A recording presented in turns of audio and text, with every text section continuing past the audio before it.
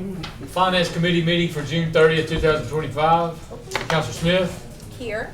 And Waltney and all mine are out. Brant. Here. Harden. Here. 3, man. All right, we have got a quorum. Hallelujah. Can I get a motion to dispense with the reading and approve the minutes of our meeting on June the 16th as presented? I will make the motion. Second. Mr. Brandt makes the motion, Mr. Harden seconds it. All in favor, please say aye. Aye. Aye, 3-0, those are approved. Old business 020225 is a request for an update on Kenilworth Stormwater Project. Mr. Smith is here, but there is not anything huge to report on that, so we're going to carry that over and we can discuss it in our next meeting, which brings us to 260425, a request for consideration of the BMSS audit brief coming to us from our city manager, Mr. Adams. And we have Jenny here from BMSS, and I believe she has distributed everyone copies. Oh wait, John, she's got yours right there. Oh no, Julie, never mind.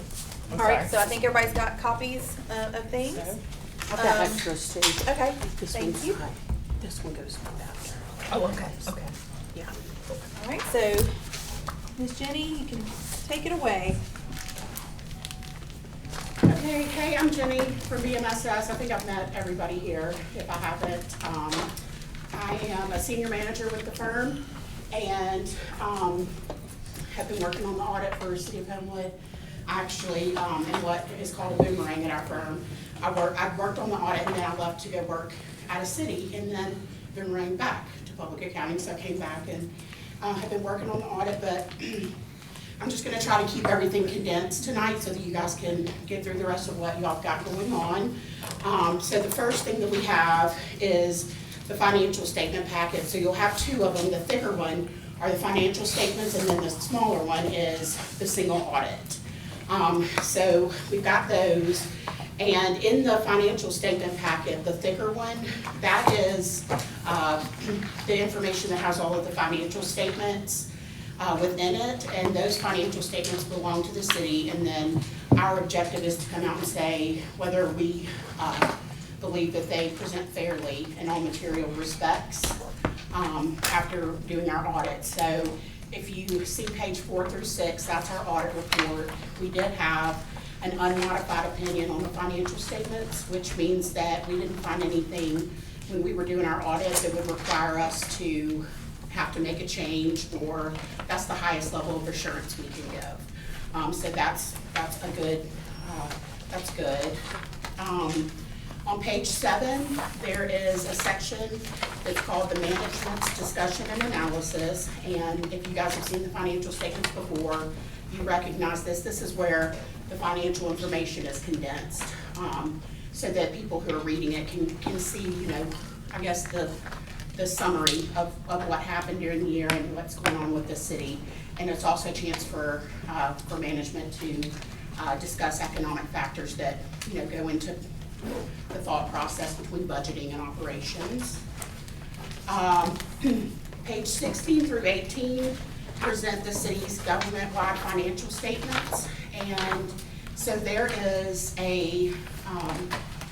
there's a GASB out there, a standard out there that says, okay, here's how you report your statements. You've got government-wide statements, which have your capital assets and your long-term liabilities, and then you have statements that are fund-level statements. And the fund-level statements are the ones that you guys usually operate with in making your decisions, because they require your current financial resources, so that they show you what kind of comes in and goes out. And those start on page 19. So if you see the total assets and liabilities are on that page 19, and then the total fund balance for the city was $82.1 million for governmental funds, and of that, $33.4 million was unassigned, which means that it can be used to help with operations of the city. Page 21 is the statement of revenues, expenditures, and changes in fund balance. The net change in fund balance for the whole city was $4.9 million improvement this year, so that added to the bottom line. The total governmental funds had the total general fund had an increase of $20 million, and some of that was due to some transfers back from the debt service fund of monies that had been transferred over there previously that were not really restricted for debt service. So that got adjusted in the current year. Page 23 shows the notes to the financial statements. There were no changes in any significant accounting policies during the year, so we didn't really have to add anything new, just updated the information that was in there. And then after the notes to the financial statements is the required supplementary information, which includes the budget versus actual, and then like information related to the city's pension and OPEB plans. And those are used just to supplement the notes and the other amounts that are found in the financial statements. So I know that was a fast spiel, but do you guys have any questions for me? I think we're good, Jenny, and we just appreciate you for getting this done and getting our report done, and we just appreciate all y'all's work. And I do have 2 more packets. This is the single audit packet. And it got filed with the Federal Audit Clearinghouse on Friday. So that requirement is done. And then this is a letter to those charged with governance. We have to hand it out at every audit, just to say, hey, here's the estimates, here's all of this stuff. But if you guys have any other questions,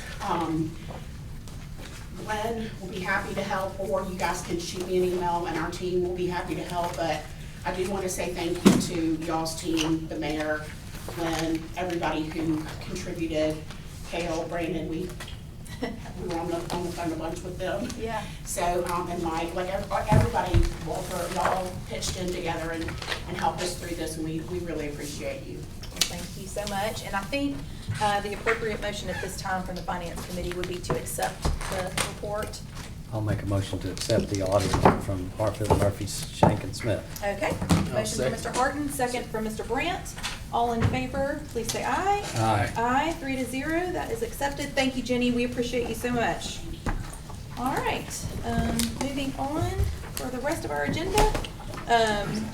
140525, request for consideration of AlDOT lighting on Lakeshore and 65. Glenn Adams, do we have any updates on that?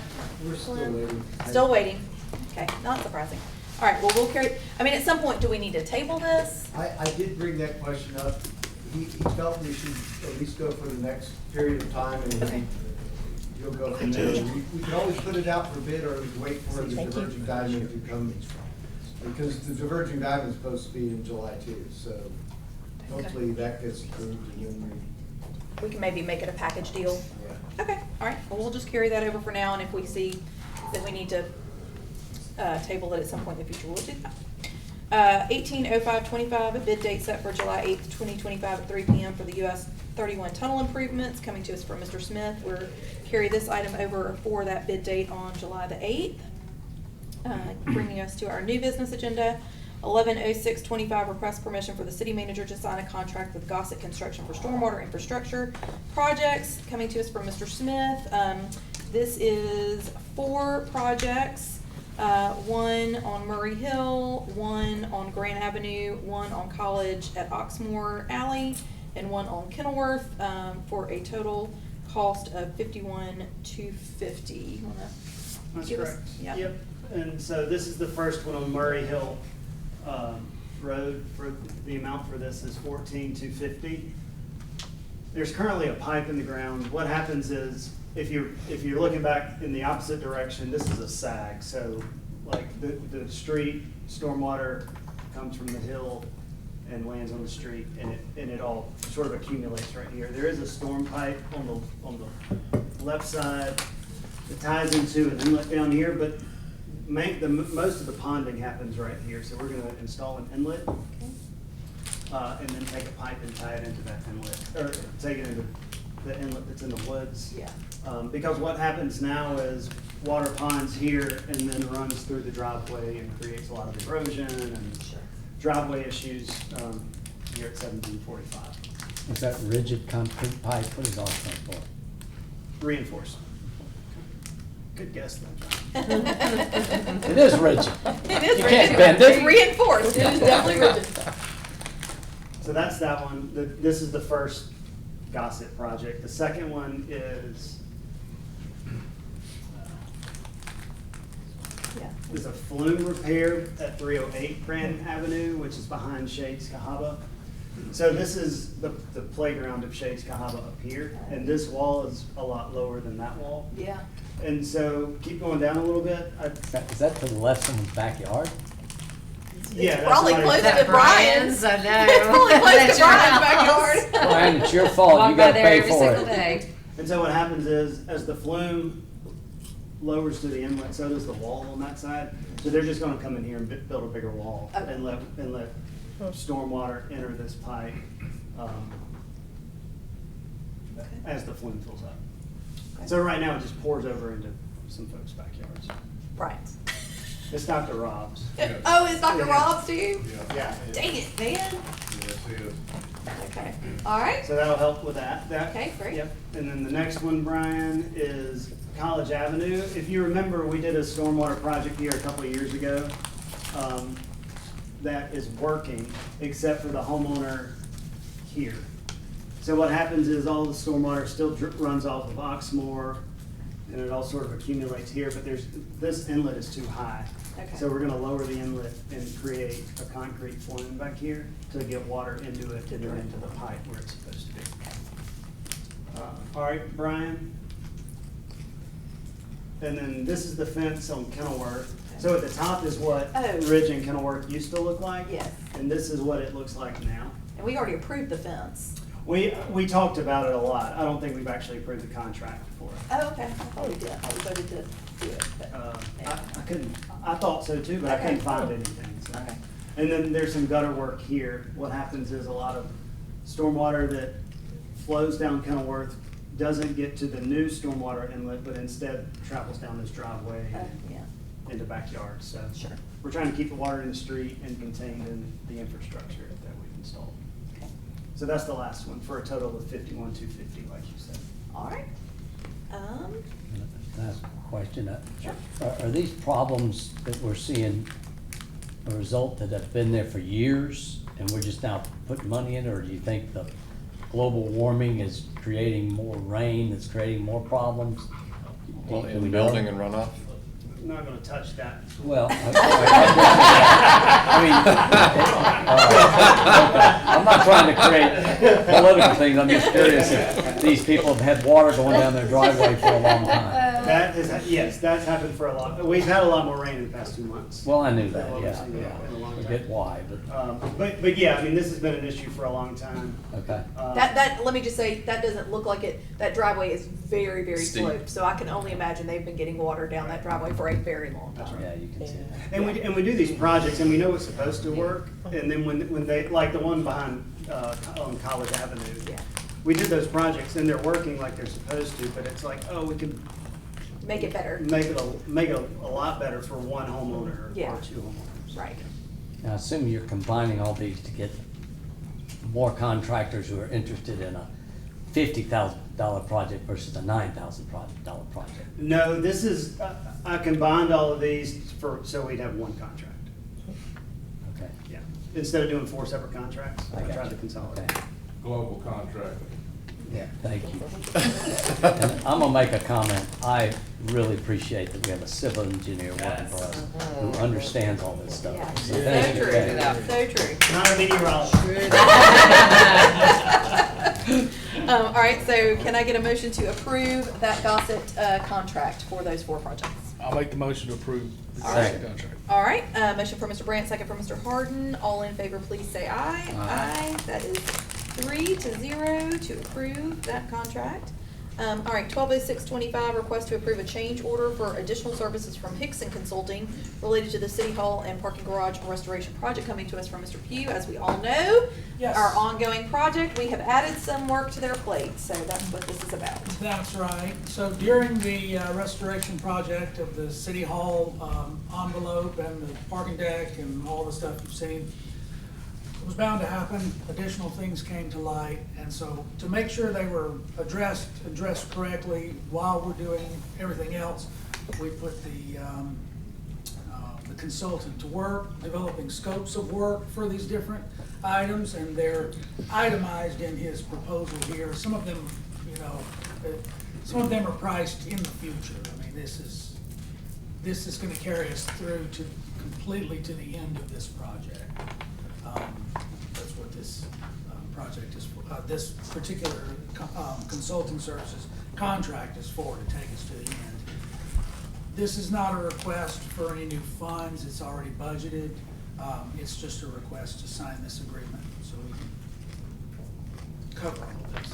And do we have an estimate on when, I know the was weather my is probably question. That wreaking was my havoc on question. them, but do Yeah. we have an estimate on about when the construction back here might be completed? Yeah, so it takes 30 days for that high street concrete to cure to the point where it can be driven on. So the superintendent's still reporting they expect to be done by July 31st. Okay, So all right. we'll, That's, see if that's that not holds, nothing. but It's improvement. Yep, for sure. all right. Well, the concrete's already there, right? concrete's there, it So- just requires It 30 days. It has to 30 cure days. for 30 Yeah. days. Now, Right. they do have a few more little spots down here on this end they gotta get, but it's Okay. my understanding they're gonna start on those Pretty soon. pretty soon. Okay, good deal. All right, So we gotta make a motion to approve the contract. signing the agreement. I'm making a motion to approve the agreement with Mr. Pugh from Hickson Consulting. All right, Second. motion for Mr. Brandt, second for Mr. Harden. All in favor, please say aye. Aye. Aye, 3-0, that is approved. 130625, request to declare the following vehicle surplus: a 2016 Chevy Tahoe, a 2015 International 7300, a 2000 GMC Sierra, 1500 four-wheel drive, and some miscellaneous fire department equipment that is surplus, coming to us from both Blake Graves, our fleet maintenance director, and Brandon Broadhead, our fire chief. And Matt is here in his stead tonight. I assume these are just old vehicles that we. Yeah, all three of these are, need costly repairs and just not worth it. Not worth it, yeah, okay. And then Matt, y'all stuff is just random equipment? One of it's just a out of service fire hose that's kind of gotten to its expiration. Yeah. So we've replaced all of it, it's just gonna getting that gone, and then some other appliances and just some small things that, there's not worth fixing, and we've already replaced. All right, sounds good, all right. I'll make a motion to approve the sale of the surplus items. All right, motion from Mr. Brandt, Second. second from Mr. Harden. All in favor, please say aye. Aye. 3-0, those items are approved to be surplus. All right. 140625, request for consideration for the city manager to sign a contract with UMA Inc. Mr. Sims, our IT director, and Brandon, he's got multiple items, so we're just gonna run through all of his together. We'll separate them out by agenda and item, but instead of breaking them up, we're just gonna let him go through all these. So beginning with the contract for UMA Inc. This is for us to restore the emergency call services in 7 of the elevators across the city. This is something that somehow got lost in the transition of services from the previous IT regime. And so when we discovered it, we realized we had to get a new service in there. We feel that UMA is a great selection. It offers a multi-carrier signal so that just in case you don't have good AT&T, it can get out on Verizon. It also offers the ability for us to send notifications. If somebody does push one of the emergency buttons, we can notify people, staff, to let them know. And so this is just a 1-year contract for them to come in, install the services, and get everything running. Okay, and the total amount for?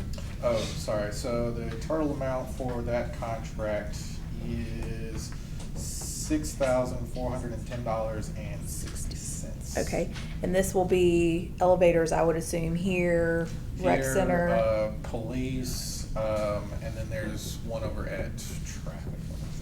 Okay, traffic, okay. All right, so this is just signing the agreement with UMA to allow them to do that service, okay? All right, I'll make a motion for us to allow the city manager to sign a contract with UMA. All right, motion for Mr. Harden, Second. second for Mr. Brandt. All in favor, please say aye. Aye. 3-0, that's approved. 150625 is a request for consideration for the city manager to renew a contract with Huntress, who we've heard about before, from Mr. Sims again. So Huntress is our 24/7 security monitoring and response vehicle that we're deploying on all of our desktops, laptops, and servers. Basically makes it so that we have a security operations center monitoring all of the activity on our endpoints, and they can isolate machines if they notice something like a ransomware attack beginning to break out, or they also monitor our Office 365 accounts. So if they notice anything malicious happening with those accounts, they can revoke the access token and give us a notification. Just a layer of security that we desperately need given the amount of endpoints that we have to monitor. And so the original base contract for them is coming up for renewal. We do not need to increase the amount that we agreed upon for the base contract, which was up to $24,000, even including the endpoints that we're adding in. Based off what we're seeing, we should still come under that threshold for the base amount.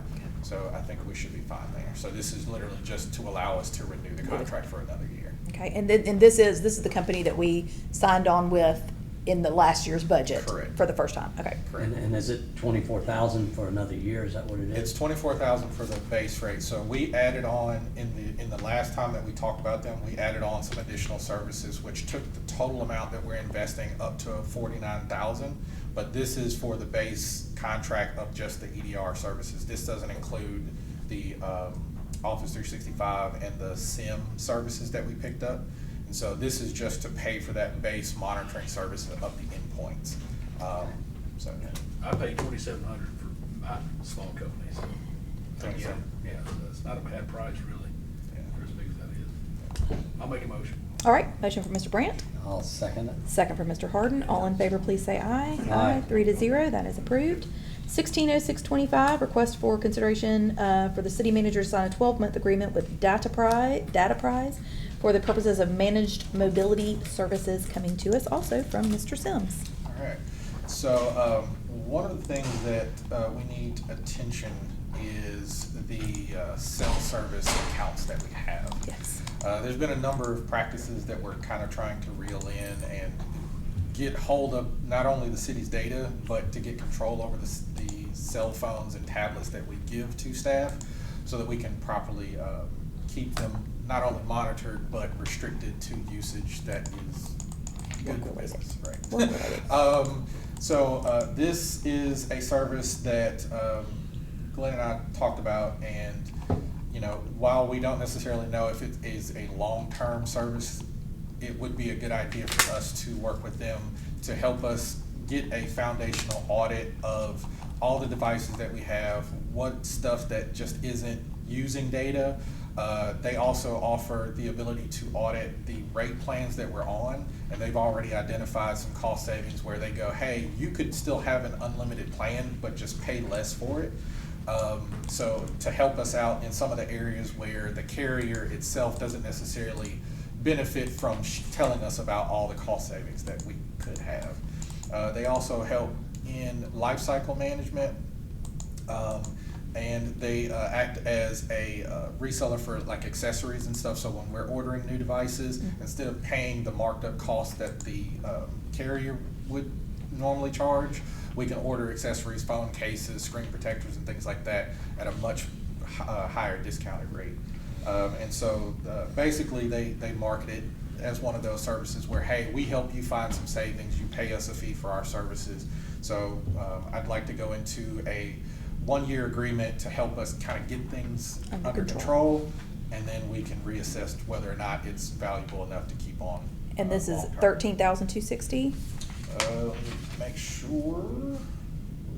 It's either $13,260 or $13,105. Yep, it's $13,260. Okay. For the year. And that is coming out of our maintenance contracts line item. That is correct. Yep. And, I mean, I guess there's a chance that if they find enough savings, they might actually cover the cost of their service. So the first thing that they do is they do an assessment. They asked us for 3 months of our bills. Yeah. They identified approximately $3,000 per month that they think they can save on. Now, some of that is speculative because some of them will find out that even though these are devices with little to no usage for the past 3 months, it might be a device that somebody goes, hey, I use that a couple times a year. Yeah. But it opens up the conversation for, well, do people like that actually need a full-time device? Do we need to just get some loaners? How do we start, reeling in those costs? Yeah. So that's good. So yeah. All right. I'll make a motion to, for the city manager enter into a 12-month agreement with Data Prize. All right, motion for Mr. Harden, Second. second for Mr. Brandt. All in favor, please say aye. Aye. Aye. Aye, aye, three. Aye. 3-0 to approve that. 170625, request for consideration for the city manager to enter a 12-month agreement. Oh, no, sorry, that was the wrong one. Sorry. No, it wasn't. Oh, no, There's that's two. right. It's okay. I was like, I'm reading the same thing again. No, totally different. 12-month agreement with Data Prize for the purposes of mobile device management, Correct. MDM support services. Sorry, new thing. Correct. So this is kind of a left and right hand, so to speak, of the same initiative, so to speak. So the first part that we just talked about is more so about managing the plan itself, the carrier, the costs that are directly associated with it. And the second half is helping us to establish a good foundation in managing the devices themselves. So one of the big things that we're realizing is that for years now, people have used personal accounts to set up like Apple, the iCloud accounts, personal Google accounts, things like that for their mobile devices. Well, the problem is they leave, we don't have the PIN number, or we don't have the password, we can't get into it, and if it's a personal account, technically, we don't have access to that anyway. So one of the initiatives that we'll be working with them on is to take effectively our domain and say, hey, any account that is associated with this domain belongs to us. And so it will force people who already have devices that are registered with perhaps that domain to bring it into a centralized management system. It'll also allow us to add like our Apple Business Manager account, our Enterprise Android account directly tied to our carrier in terms of, so if I order an iPad, so to speak, right? When that iPad gets ordered based off its serial number, it should automatically be associated with the city's account. Right now, that doesn't happen, so we have to manually go add things. So it makes it very difficult to keep track of what the city has actually purchased. And so we would like to streamline that and also work with each of the individual business units to set up policies that are agreeable for their units so that we can make sure that they have access to all the applications that they need and that their mobile devices work the way they need them to, but so that we also get an opportunity to vet what applications people are installing, because that is also another vector of attack that we're seeing, where a lot of the stuff that's on the Google and Apple Play Store is not vetted. Microsoft and or Apple, they don't necessarily vet everything that's uploaded there. And so there's malware, there's credential hijacking, there's a bunch of stuff that gets loaded on there that really we don't want them installing, especially if it's going to touch our network or be on a device that they're going to be entering our credentials on. And will this help when an employee leaves, or like say when the majority of the council leaves, you'll be able to get those devices back, those iPads, those telephones, those whatever else? Correct. So it will be a process, because the unfortunate part about moving from unmanaged to managed is you cannot move a unmanaged device into a fully managed state without fully wiping that device and starting it over. Yeah. So that's kind of a big task to do for all of the ones that are existing. But what we'd like to do is start building the foundation and start setting from this point forward, everything that comes in needs to move directly into this management system, so that all new devices, which a large portion of our fleet has been eligible for years now for upgrade for free from the carrier, but we just haven't done it. So sure. Yes. Okay. I have a quick question. Are you imagining that once you get these systems in place, you don't need these contractors to do this for you? So that's kind of where we're leaning is, especially the first one, the cost savings one for the rate plans and things of that nature. Glenn and I have already talked about it. This is really something that we should be doing in-house, but right now there's just so many lines and we have so few IT people that it's kind of difficult for us to do. Don't have the capacity to do it. So what we would like to do is, again, leverage these services for a year.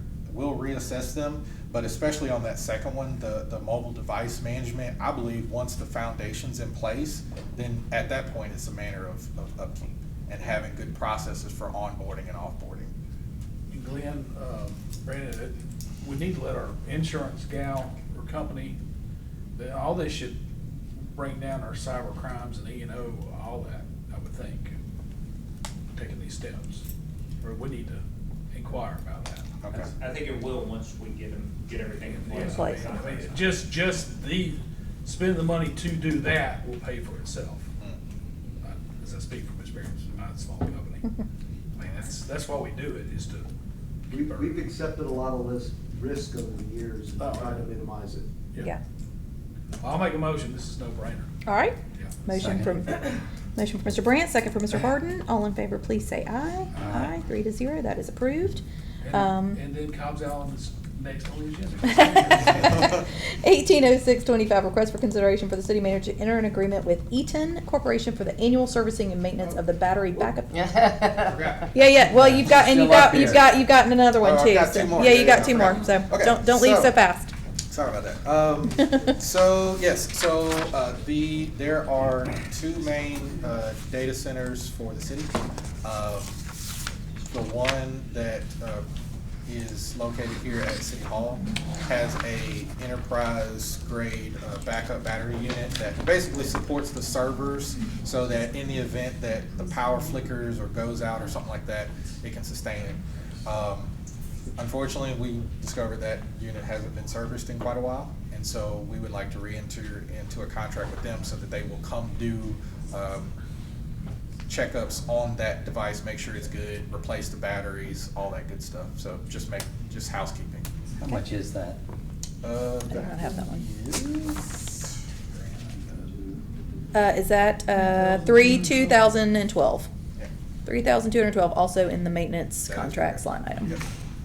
Do they provide some assurances to things functioning at a certain level, or? So for the battery backups, they do provide next day service. So basically, if something happens with that unit, they will replace parts and pieces in it if need be, upgrade. As a matter of fact, I think they had to do that for the one over at the police department. So yeah, it does give us a level of liability coverage, so to speak. Yeah.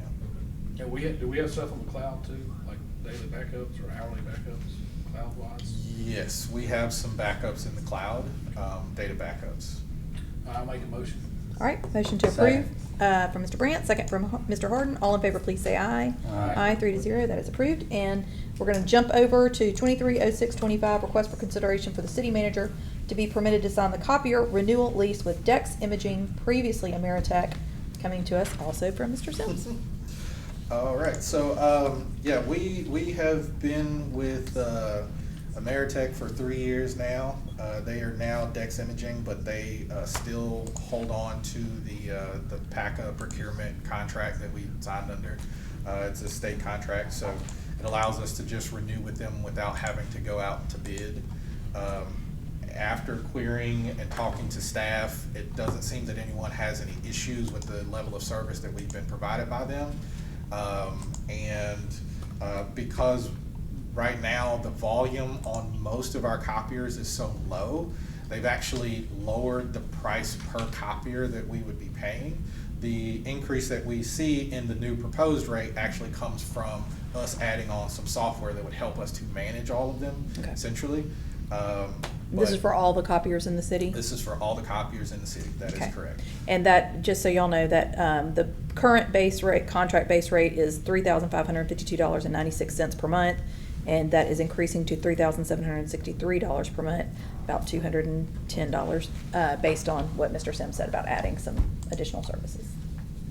I'll make a motion to approve the renewal lease with Dex Imaging. All right, motion for Mr. Brandt, I'll second. second for Mr. Harden. All in favor, please say aye. Aye. 3-0, that is approved. Thank you, Mr. Sims. You are officially done.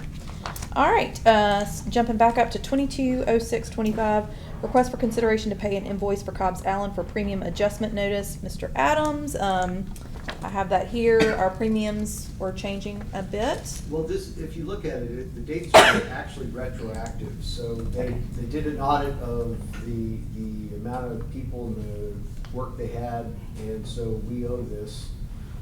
This is not a bill yet, but we will have a bill. I'm a proponent of, when we have a notification like this, it's not better to wait, it's better to bring it to you guys. So that's all this is an adjustment.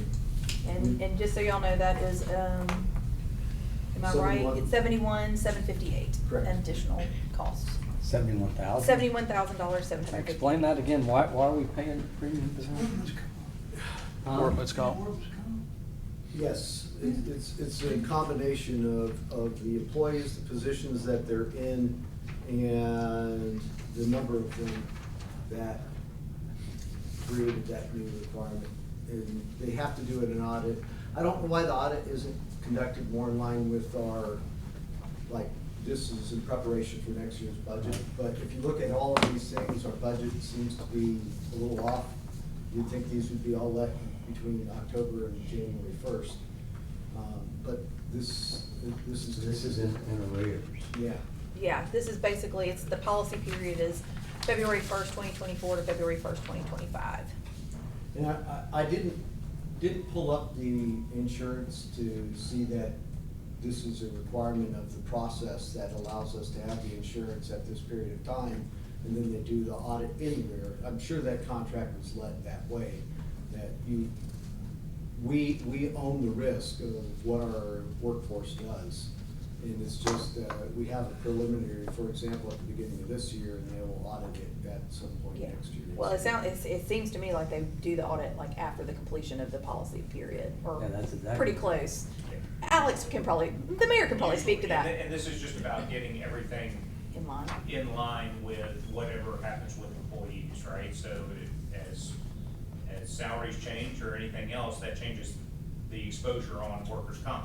If you add employees, that changes the exposure on workers' comp. And so every so often, they do an audit to make sure that they have caught everything correctly with regard to the number of employees and that the employees are correctly classified within the policy so that they know what their risk is, which changes what our premium is. So that's what this is. I mean, we've added 6 jobs just while I've been here, so. Correct. Right. Yeah. and Some so of them are that- pretty that- well paid. That means what we're really saying is that they can't determine the day they sign the contract, what we're gonna do in that year. Right. And so in that year, we do certain things that affect that contract, but they're still carrying our workers' comp. Correct. For these new 6 people, but they didn't get paid for it in the Right, upfront. so they have the payment. ability to come back and do an audit to Okay. make sure that it's accurate. And that's what this So is. that's a big jump, okay. It is, but it includes everything. If you include big wage increases, everything, so. it's- I make a motion to accept Cobb Allen, I guess it's Hall, they're still Cobb's Allen Hall or just Cobb's Allen for their $71,000 premium adjustment for past 2024-25 billing cycle. Yes, thank you. Motion from Second Mr. that. Brandt, second from Mr. Harden. All in favor, please say aye. Aye. 3-0, that is approved. Oh, I need an account number for that. Oh, here, I've got it. Mike, here, you wanna hand that to him? It has up on the top. 240625, request for consideration to authorize the city manager to enter into a lease agreement with Dawson Memorial Baptist Church for the use of the parking deck on Oxmoor Road. Coming to us from Mr. Adams. I think I heard that maybe this is being carried over. Well, No? not necessarily. Okay. So we are still working out the lease language. Mr. Kendrick, they got it to us late last week. They're tracked on it. We're working through the changes, but everything is, we're making progress on it. Okay. Everything is, we still expect it to be what I described last week or week before, whatever it was. But we need to work out some details on the wording. What I would suggest is, if the committee's comfortable with this, is to go ahead and send it, especially with the 4th and us taking a week off, Yeah. is to go ahead and send it out. That will allow us to get, for Mr. Kendrick and Dawson's attorney to keep working, to get it to get it to the point where we expect it to be.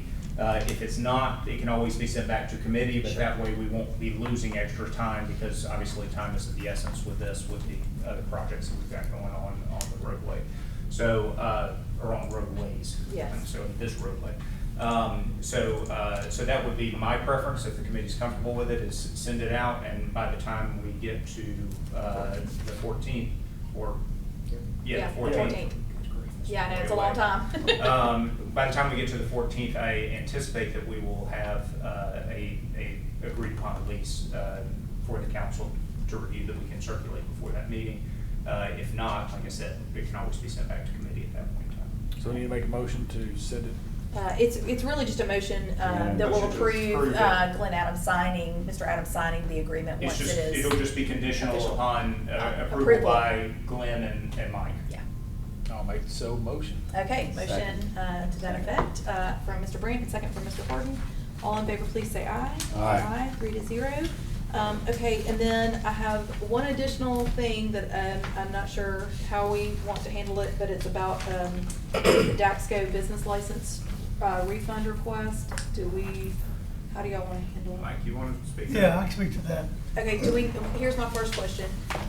Do we need to have a motion from the floor to add this to the agenda, or do we just need to hear about it and then put it on other new business for the 14th? It just needs to be under other new business. For the 14th, Because of okay. the delay. Okay, Daxco filed a refund petition with Bo a while back for $207,000. We sent Rivertree, or Bo sent Rivertree over to do audit. Rivertree says they're entitled to a $105,000 refund, okay, but recommended denying the rest of the refund request. okay. So what we need is an application to approve the refund, because if not, we'll have to start paying interest on the refund that our own people say they're entitled to based on their reclassification of their business. So I will prepare a resolution and present it to you for the next council meeting to authorize the refund so we can get off that hook. Okay. And also authorize to defend any other claims they might make for the balance. Okay, all right. And Wayne Morris in my office is working on that. Okay. Because he's handling the same kind of case for the city of Hueytown. Okay, does anyone have any questions from Mr. Kendrick about that? Yes. So procedurally, we can just add it as other new business on the 14th and. Not do you can anything have- here, right, but well, now you- everybody, You can yeah. certainly talk about it. And Yeah, yeah. Have a recommendation for that night. Well, I mean, I think since we've heard from Mr. Kendrick, and we'll just wait to hear a report on the 14th about where we've come to, and then does everybody understand and feel comfortable with that? Yeah, Bo can send you the Rivertree audit that makes Yeah. that recommendation to. Okay, yeah, that'd be great, so if you could send that to everybody so that we can look at it. Not just committee. Yeah, just send it to everybody. All right, so that will be in other new business on the 14th, and without any further business, Finance Committee is adjourned.